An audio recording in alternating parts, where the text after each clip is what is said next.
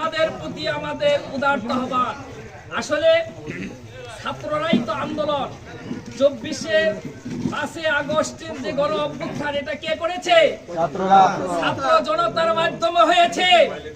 সেই হেতু তোমরা আগামী কালকে ঐতিহাসিক মহাসমাবেশটা সফল করবা, এটা তোমাদের কাছে আমার অনুরোধ রইল।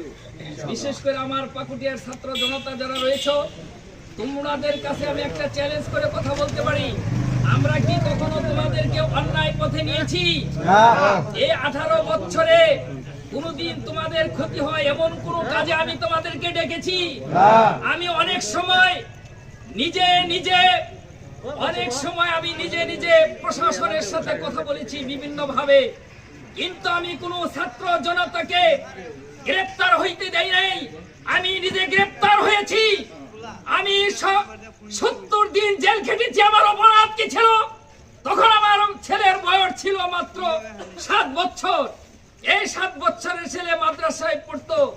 যেই দিন আমি গ্রেফতার হইলাম সেই দিন আমি ছেলে টানতে যাব।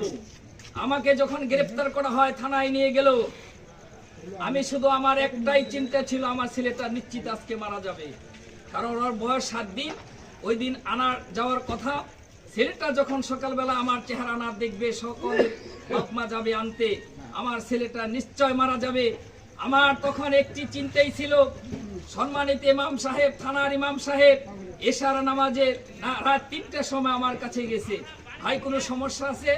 আমি একটা কথাই বললাম, ভাই কোনো সমস্যা নাই, একটা সমস্যা, আমার ছেলে আনতে যেতে হবে। আমি একটা নাম্বার দেই, আমার স্ত্রীকে বলবে যে অমুককে সাথে নিয়ে আমার সন্তানটাকে জানি নিয়ে আসে। সে 8টার সময় গিয়ে আমাকে খবর বলল, ভাই আপনার মেসেজটা আমি পৌঁছে দিয়েছি। সংগ্রামী সাথী বন্ধুরা, আপনারা ভুলবেন না, সেই চিত্রগুলো মনে পড়লে এই যে পশম দাঁড়িয়ে যায়। আপনারাও আমাদের সাথে কষ্ট করেছেন। সর্বোচ্চ এই পাকুড়ি ইউনিয়ন থেকে আমাকে সর্বোচ্চ মানুষ দেখতে গেছে।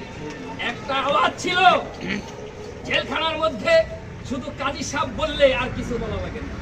ওই জেলখানার যারা জেলার ছিল, পুলিশ ছিল, তারা একটা কথাই বলছে যে কি ব্যাপার, আপনি ইউনিয়নের একজন নেতা, সেক্রেটারি, আপনার এত জনপ্রিয়তা, এরকম কথা বলছে। তো যাই হোক, আমি ওদিকে যাব না। তাহলে আমার অনুরোধ, এখানে প্রায় 50 জন লোক আছেন, কালকে সবাই যাবো তো ইনশাআল্লাহ? যাবো তো ইনশাআল্লাহ? কোনো অজুহাত আমরা দেওয়ার চেষ্টা করব না। আমি সেক্রেটারি হিসেবে একটা দিন, কালকের দিনটা আমি কষ্ট করতে বলবো, এরপরে তো আমরা যার যার ঘরে গিয়ে কষ্ট করব, কিন্তু কালকের দিনটা